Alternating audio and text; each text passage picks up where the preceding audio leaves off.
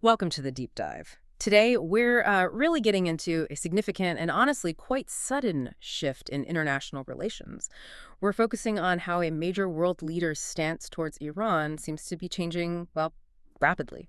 Our goal here is to help you quickly make sense of some recent, pretty striking statements and actions to understand what's really going on. And wow, it kicks off with some incredibly blunt declarations. Yeah, it really does. A very sharp pivot, especially when you think about where things were just, what, 2 weeks ago?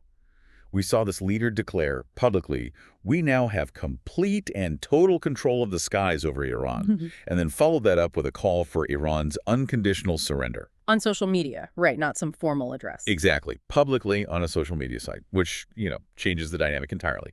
Much more immediate, much wider reach. Okay, let's unpack that because Yeah. that's a very martial tone, and it clashes, doesn't it? Clashes hard with what we heard just before. This same leader was saying very confidently that a nuclear deal with Iran was, quote, easily within reach. Mhm. Easily within reach. Hmm. That's the phrase that makes this so jarring.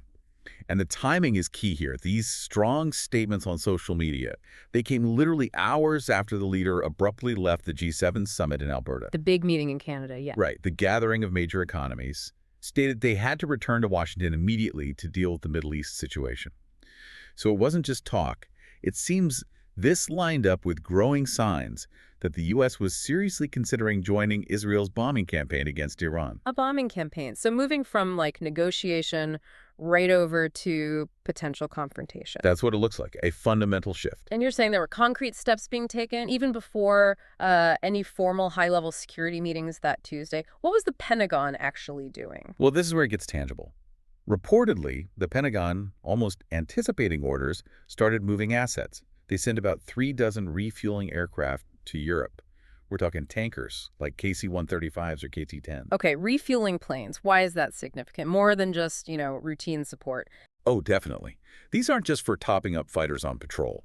These tankers are critical for extending the range, the endurance of fighter jets, yes, but also long-range bombers. Long-range bombers. So that hints at something much bigger than just defending existing bases or regional operations. Precisely.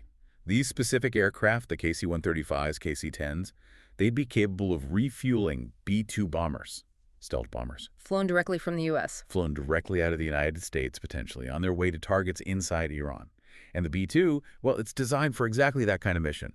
Deep penetration, hitting heavily defended targets without being easily detected, carrying large payloads. So just moving those refuelers is a huge signal in itself. High stakes. Very high stakes. It signals a willingness to project serious power globally, and the source material even mentions a specific potential starting target for these strikes, Fordo. Fordo. Okay, yeah, that name is definitely familiar from discussions about Iran's nuclear program. What's the significance there? Why Fordo? Right, Fordo is, well, it's an underground uranium enrichment facility. Iran built it maybe 15 years ago, something like that.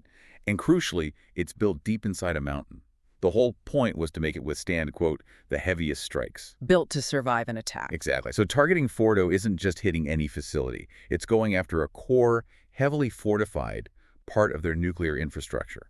It sends a really unambiguous message about the intent, maybe, to dismantle capabilities, even the most protected ones. It's provocative. Okay, so stepping back, what does this all mean for you listening? We've seen this really abrupt shift in tone, these incredibly strong demands made publicly, and actual tangible military preparations apparently underway. It feels like a dramatic escalation. It really does. And if you connect the dots, you're left with a pretty critical thought to consider. How do these very explicit, very public declarations, combined with the visible anticipation of military action, how does that reshape the entire global landscape? Yeah. What does it do to diplomacy going forward?